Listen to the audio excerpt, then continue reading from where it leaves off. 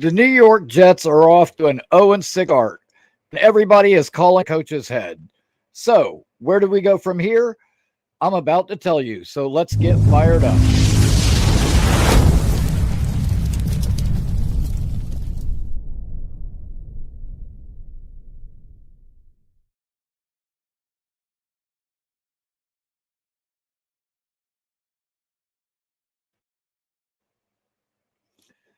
All right.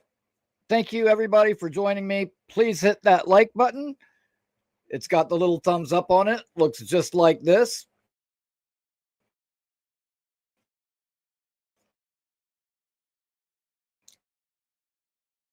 And while you're here, subscribe to the channel. Apologize to anybody if I'm having internet trouble again. I was trying to get that fixed prior to the show starting.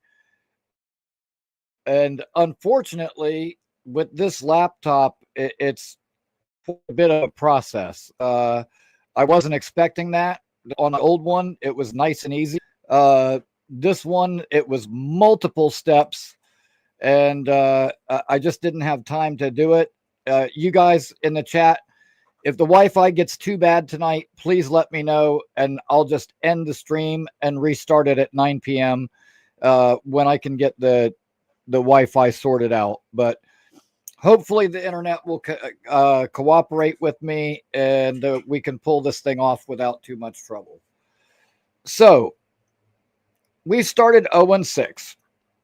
There's a large portion of our fan base who already wants to fire Aaron Glenn. So here are some comments. I'm going to read you some comments made by fans after starting 6. A field goal on 4-1 and lose the game any WTF. Is not a good look for coach. The dress up a 1-6 start in revisionist history as at least he was doing blank. No. When you lose games at that rate, you get criticized and people say you should be fired. Period. I told you that those comments were made by fans after an 0-6 start. That's not exactly accurate. Those comments were made by fans after an 0-8 start by the Detroit Lions. Those were comments that the fans were making about Dan Campbell, who, by the way, started off his career in Detroit 0-10-1. Because Aaron Glenn came from Detroit, everybody likes to compare us to Detroit. So look at that. Dan Campbell started out 0 wins, 10 losses, and 1 tie, which is worse than where 6. So, a lot of talk has been made about Aaron Glenn. Some of it is factual, is exaggerated, but I'm going to break some things down for you. And other shows, they might be saying, like, if we kept Roger, we would be doing better. Or if we have Vrabel, or and meanwhile, they're killing AG. This is the thing. If you want to play the game of what if, well, I can do that too. And give me just one moment.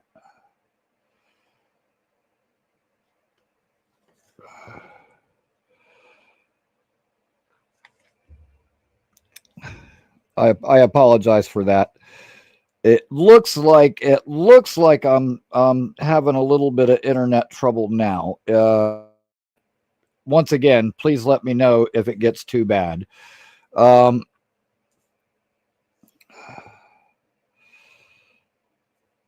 they say people say that this roster is on Muji. Uh, People have been killing Muji. They say that he's only Aaron Glenn's sidekick.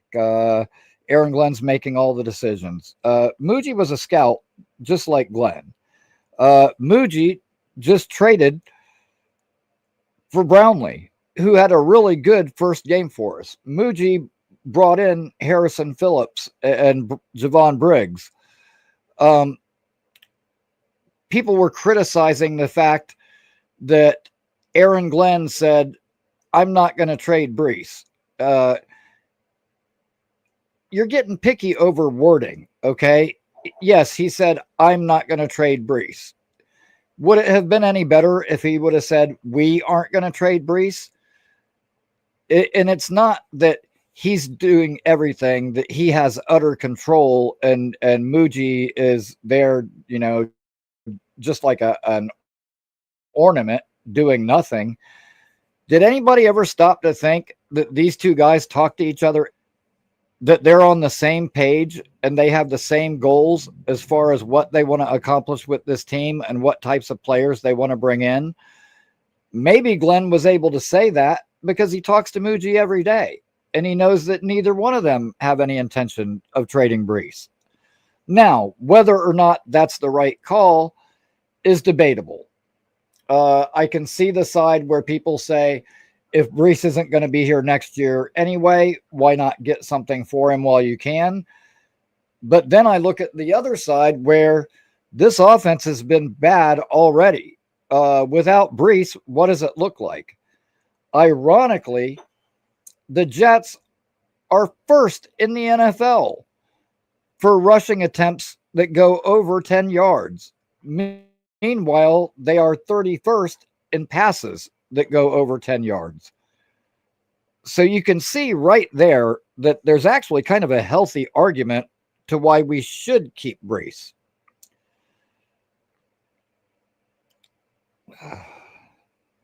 Okay, they also were all over Andre Cisco when he first got here, and I'm guilty of that as well. Okay, he was taking really bad angles. He looked out of position a lot of times, and he was not good. However, we finally got our first turnover, and it was Cisco that recovered the fumble. No, he did not force the fumble. That was our new acquisition, Brownlee. But Cisco had the wherewithal to jump on it. How many times have we seen a fumble that the Jets did not recover? This time they actually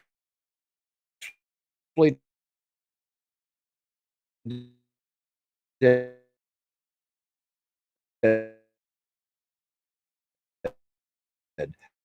The defense played really, really well in this last game. They years ago. They held the opponent to only 13 points. By all rights, we should have won that game. Okay. And there's going to be the Fields truthers. And they're going to say, well, Fields hasn't thrown an interception all year long. Okay. That is a fact. That is true. What is also a fact is that Justin Fields is in the top 3 in the NFL as far as quarterbacks having time to throw at 3 points. That's gets there. He's got more time to throw than most quarterbacks. Unfortunately, he's in for 5 seconds. In the NFL,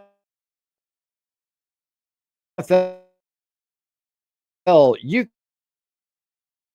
cannot hold false care how good your offense is. This week, uh, uh,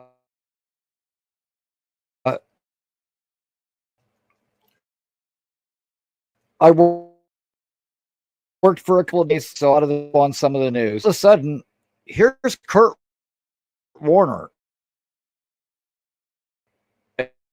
and he's going at some of the Jets content creators. He had a response to Jake, but the one that really caught my eye went after life from the sector. And trust me, I know that a lot of people don't like my takes.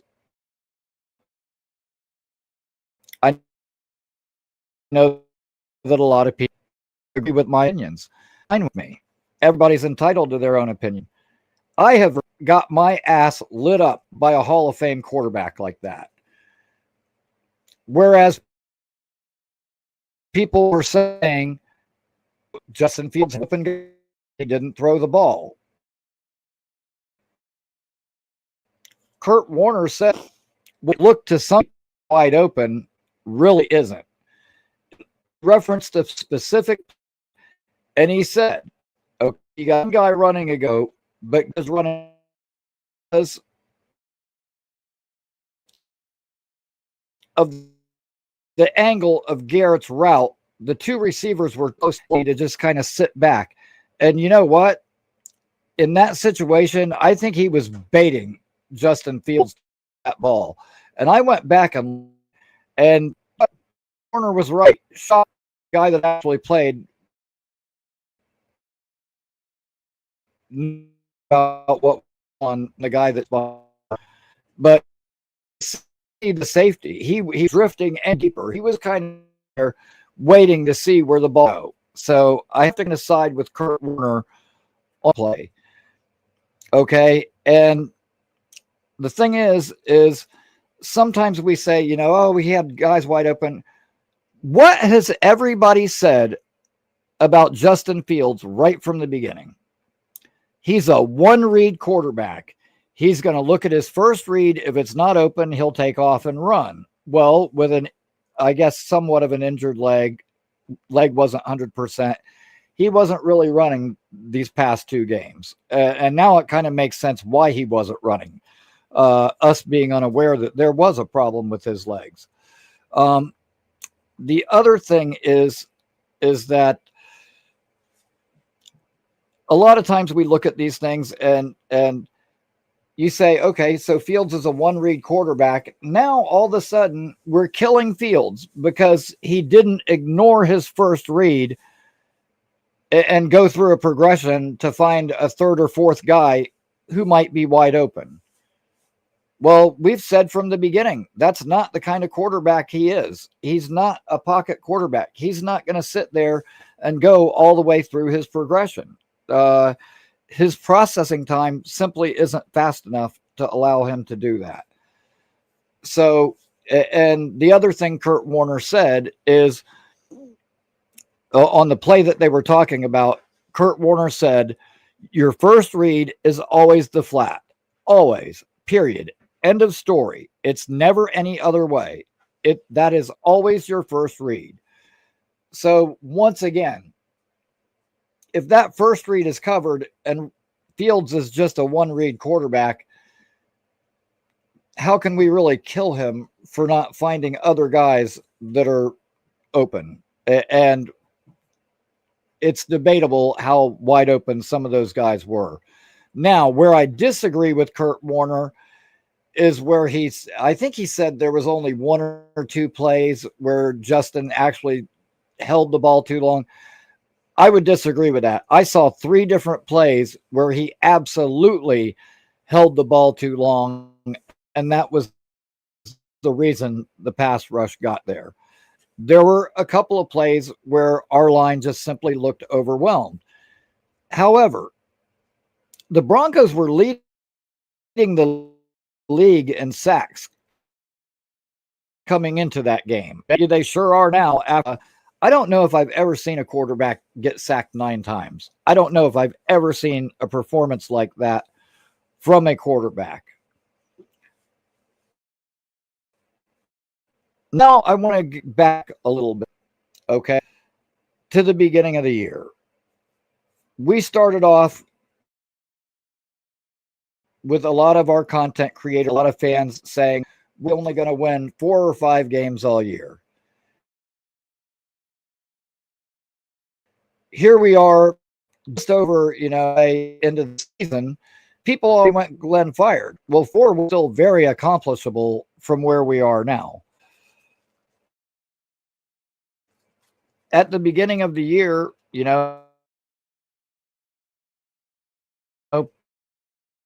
people said what they expected Fields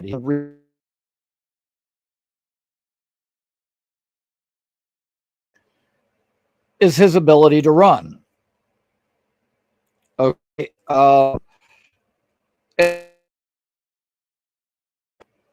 Do you really trust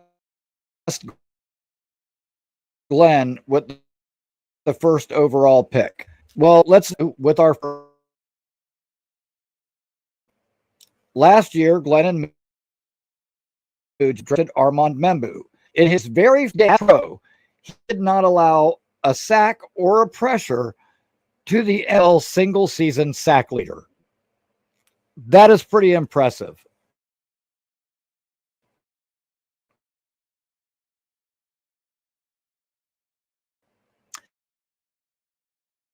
They drafted Mason, who is for yards.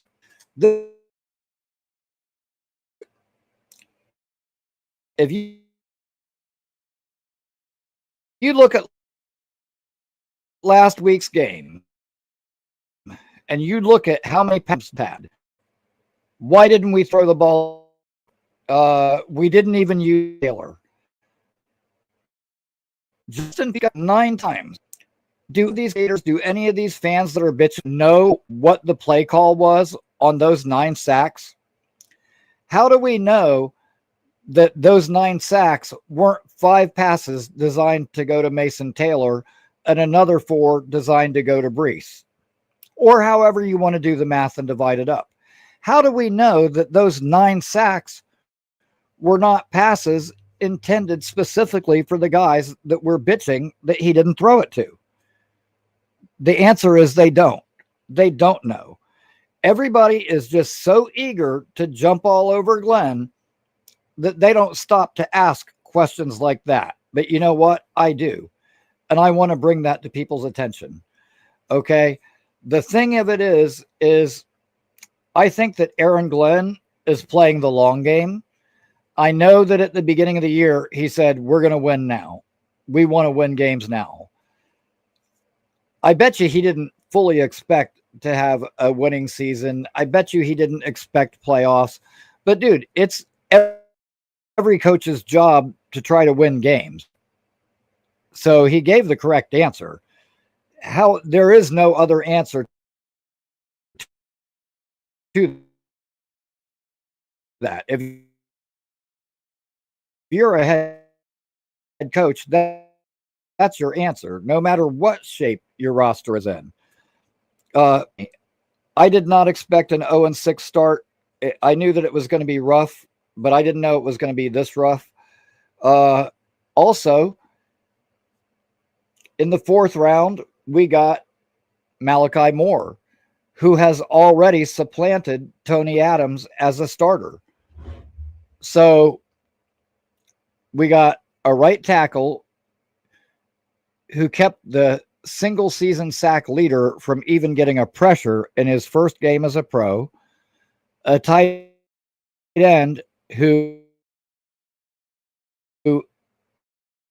if he had a competent quarterback, looks like has real potential. And in we ended up getting a starter. And Glenn both come from scouting backgrounds. I don't think building the roster and building it with their kind of guys is out of the realm of possibilities. The other thing, Kiko Malinois, the linebacker, he had a very good game this week. He was flowing sideline to sideline. He was making tackles. He actually looked real good. Rewind a couple of weeks ago, and there was one content creator in particular who said, not only is this guy terrible, he is not an NFL player, period. That was the quote. This guy is not an NFL player. Well, all of a sudden, a couple of weeks go by and he looked pretty good in this past game. Now, it remains to be seen if that continues. However, Aaron Glenn did say he was expecting a breakthrough. He was expecting everything to click. And you know what? This past week for the special teams, for the defense, I think we saw that. I think it's finally starting to click. I think these guys are finally starting to get acclimated to this new system. We got to remember that all these guys are learning a brand new system. This isn't the Saleh system anymore. And granted, it takes, it does take time. I thought it would be quicker than this. But in the beginning of the year, everybody said, this isn't on Fields. Fields played well enough for us to win. The defense has just sucked. The defense has been awful. Couldn't stop a nosebleed. In this past game, the defense and special teams were both great, and it was the offense that sucked.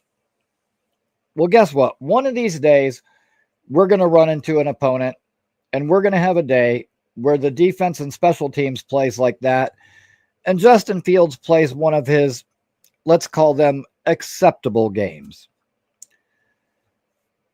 And if that happens, guess what? We're going to win. We're going to win some games before the year is over. I don't believe for 1 minute that we're going to have a winless season, that we're going to go the whole year without winning a game. I do believe that Aaron Glenn is playing the long game, though. Okay? Aaron Glenn and Darren Muji, they're not going to make desperation moves and trade a bunch of guys just to bring in a wide receiver for this year to try to win some games this year because fans are bitching. He wants to build something where we'll have a team that can not only win some games, but that can win consistently. And he's thinking about longevity. He wants to win games long term. He wants to build a team that win after year after. And if that means we have to suffer through a bad year as they're building it, I know that's not what anybody wants to hear, but that's the reality of where we're at.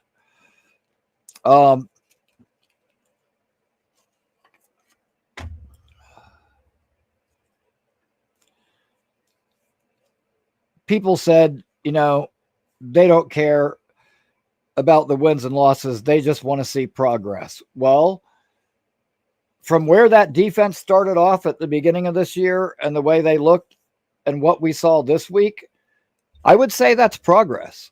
Now, you can say that, hey, Valerie, Fox, Bill M., thank you, everybody, for joining me. Real quick, since you just popped in, Valerie, I wanted to let you know that I put your name in a raffle that I'm going to be doing in, I guess it's about a week and a half now. At the end of the month, I'm doing a raffle for the new women's t-shirts we have for the channel for Ricky New York Live. It's only the girls. So Peg and Artie, Peg's name is in there. Leanie is in there. Valerie is in there. Kim is in there. I'm going to put Carly in there, even though I already sent her one because we actually have two different ones. So if she were to win, I'll just send her the other one. But all the ladies I put in. And so at the end of the month, I'll do the drawing and we'll see who the winner is. But one of our new ladies' shirts for Ricky New York Live is going to go to one of our female viewers at the end of the month.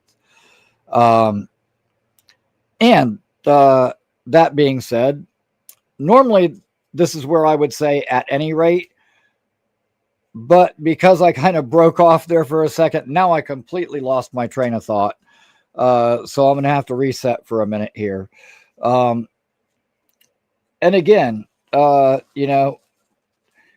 where what I was saying, that's right, is you could say that the defensive performance this week is because of the addition of Brownlee and also the return of Jermaine Johnson. And both of those things definitely helped. Absolutely. Dude, getting Jermaine back and you know, I can't even begin to say how important that was. Jermaine is a beast. I love Jermaine, and you know me, I love Florida State.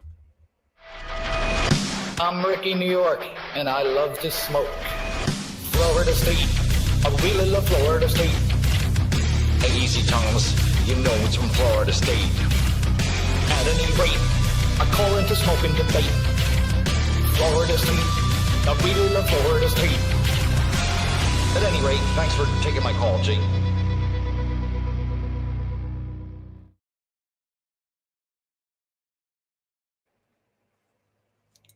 At any rate, it is great to have Jermaine back, and his impact can be seen immediately. Like the very first play, he got off the block, dropped the running back. He already got a sack in his first game back, and not only is the production that Jermaine provides important, however, it also frees up McDonald. Like, it frees up Quinnen. Like, guys can't focus on Quinnen. They can't, slide all the protection to that one side because Michael Clements offers nothing on the other end. So the value that Jermaine brings is multifaceted. He helps us in a number of ways.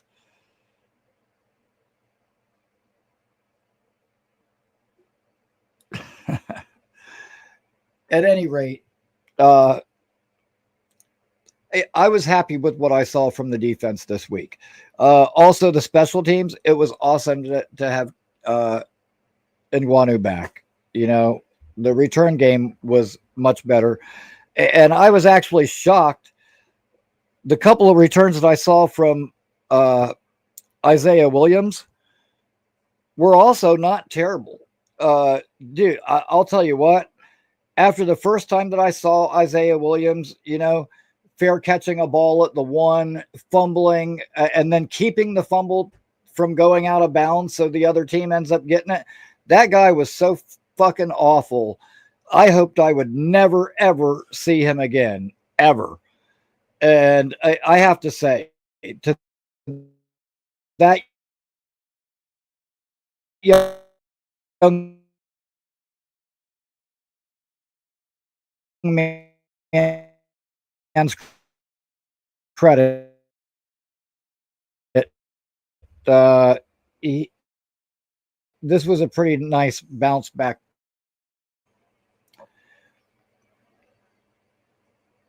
Nate, I get that. In the first game, he was brutal. In this game, he was better.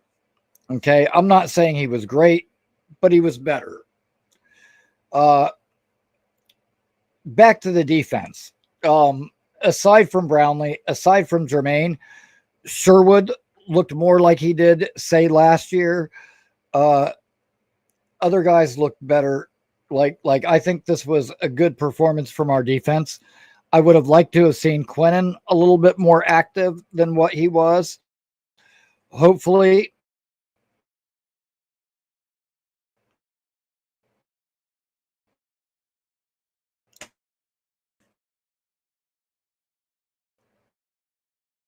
that will materialize.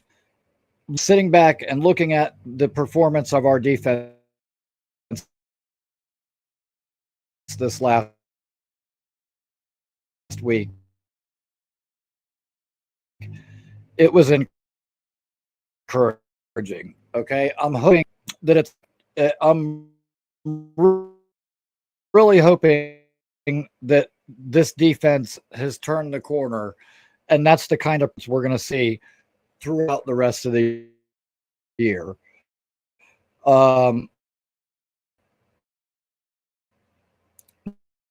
Now we need the offense to step it up.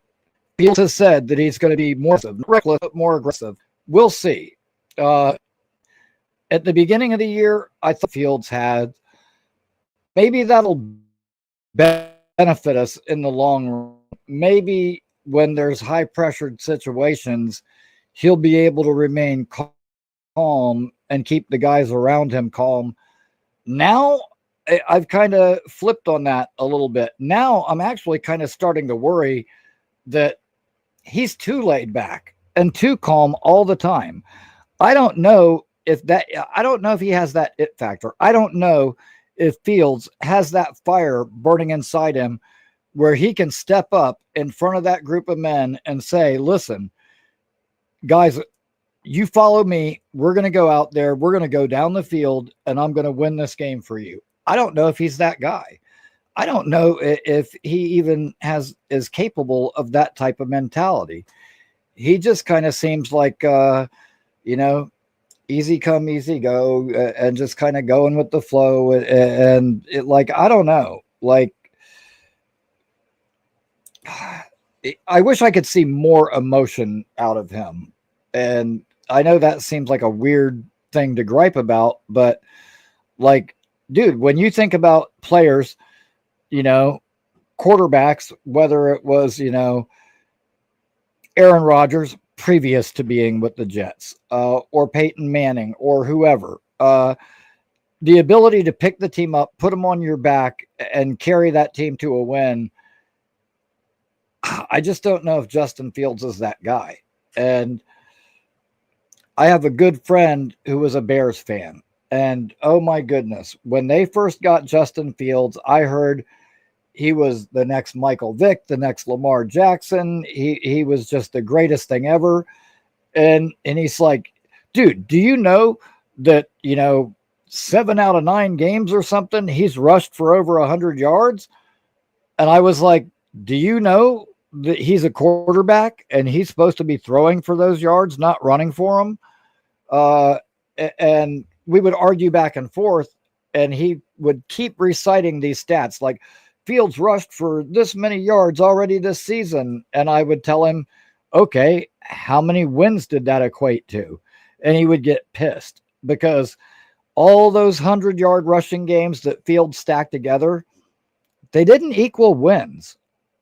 Okay. And individual stats are fine, but like Herm Edwards said, you play to win the game.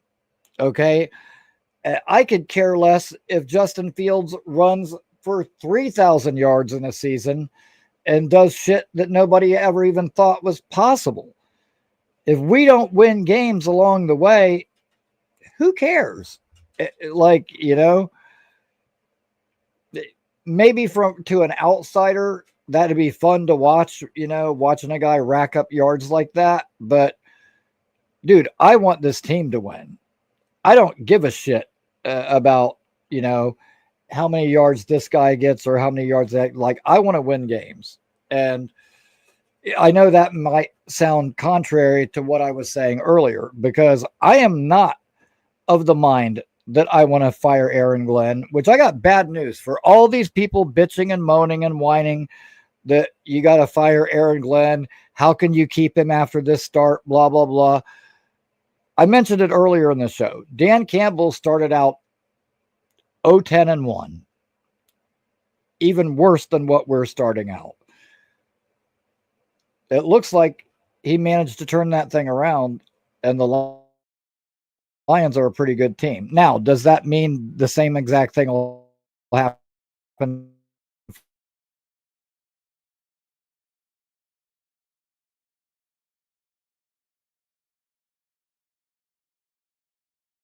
for the Jets? No, not necessarily, but it could. Aaron is not going to get fired. Is right from the time that Woody hired him, the two have a pre-existing relationship. They know each other. Woody signed him to a 5-year deal, not 3 years, not 4, a 5-year deal right off the bat. And I think that there was a conversation right in the beginning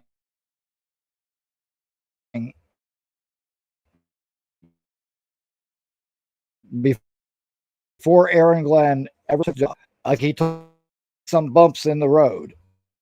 And honestly, if Woody could give Joe a mulligan after being there for 3 or 4 years, he's still got another chance to fire England for a few decades after a bad start. Honestly, I think we could toss this whole year into the garbage bin, and it doesn't matter. Aaron Glenn's getting fired. Okay. And like I said before, people are worried about, what's Glenn going to do if he has a first round pick? Do you trust that pick? His first round Membu, it probably looks better than anybody on our offensive line right now.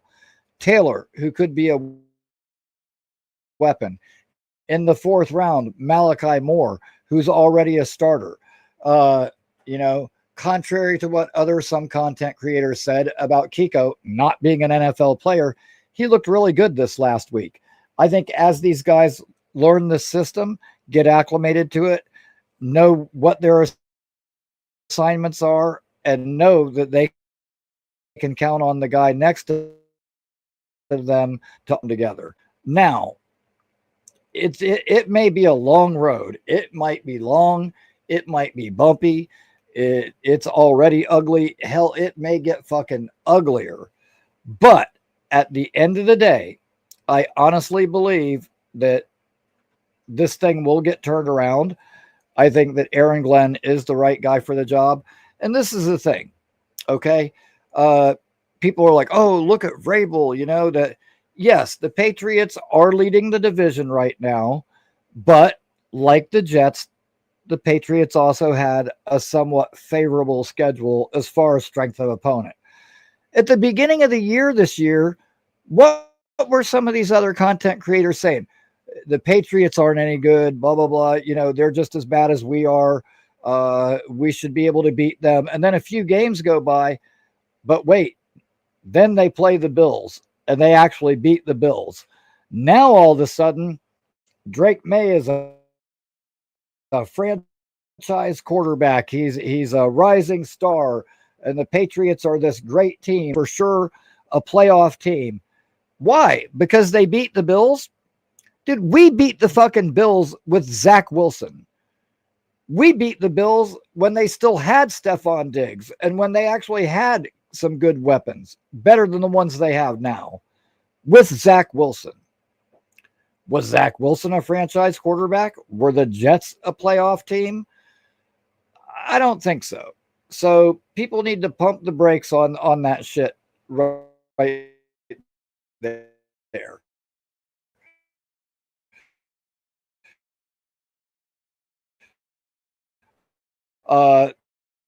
That's just like the people that are all over Jackson Dart amazing. And I get it. That's the other New York team. So obviously people are going to pay attention. I'll tell you what, if Jackson Dart plays the remainder of the year the way he played that last game, running, diving head first, and plays with that kind of reckless abandon, he will not last a year. Okay.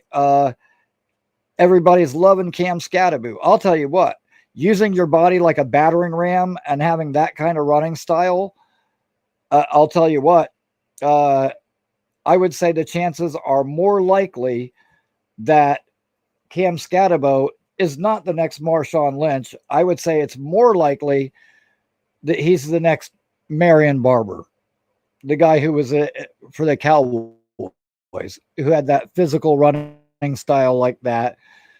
But dude, when you're using your body like a battering ram, you're punishing the opponents, but you're also punishing yourself. And eventually that wear and tear catches up to you.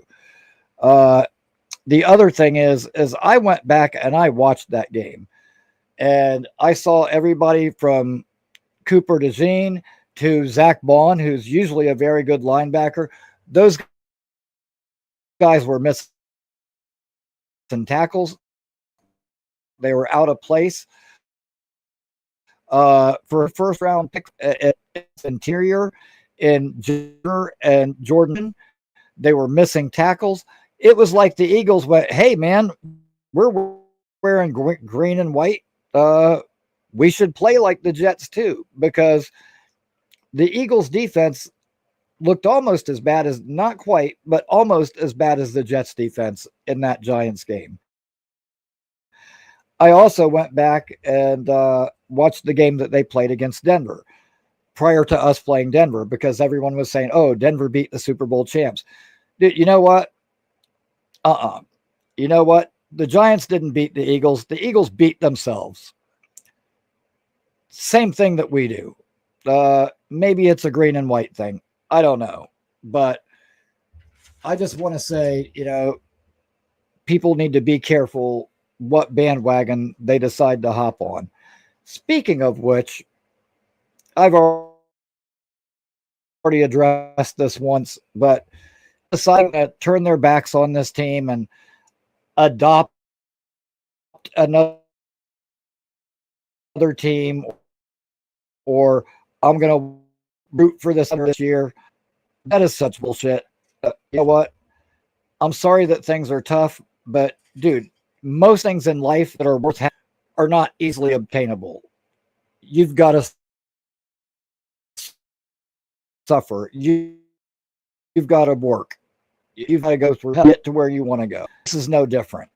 It sucks us as fans, because you know what? When I sit down to watch football on Sunday, I want from my everyday life where shit doesn't always work out the way I want. It's the need for my football team to too, which is going on right now. But at the end of the day, I have faith in Aaron. I have faith that, like I said, he comes from a scouting background. So does Muji. I think building it. Honest, okay. Fields was never going to be anything more than a bridge back. They could to take the next step and to develop into a competent quarterback. Say they allowed and resounding no. He is not the guy. I don't think he'll ever be. His processing time, it's just not. I don't think it'll ever be. Yeah, I know, Yeti. I'm sorry. I'm gonna try to get out. I'll tell you the joke is this thing. I can tell it's happening because once in a while my screen go black, and whenever that happens, I just kind of stop talking for a second. So hopefully it's not getting too choppy as far as what I'm saying. However, next day, hopefully I'll have that sorted for the show. And for those of you who weren't here, it turned out that it was much more of a process than I thought. Like with my old laptop, it was as easy as just, turn on the hotspot switch on the phone, and that was it.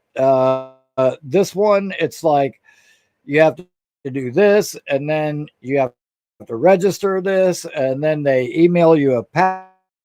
And like it was like this process, and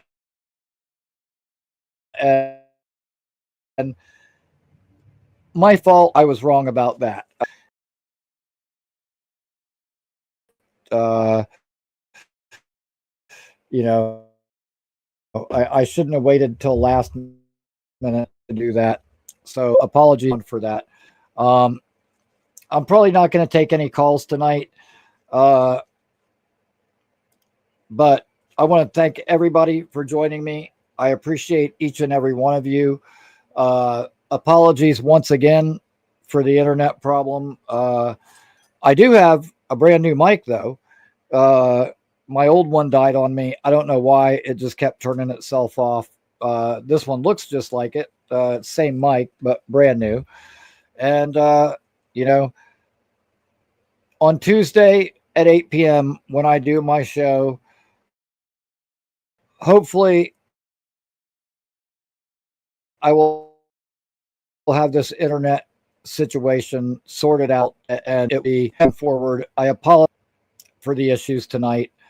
But at any rate, thanks everybody for joining me. I appreciate you guys. You know, hopefully you got something out of this show. Hopefully I illuminated some things that maybe got either overlooked by other shows or ignored by other shows. However they choose to go about their business. But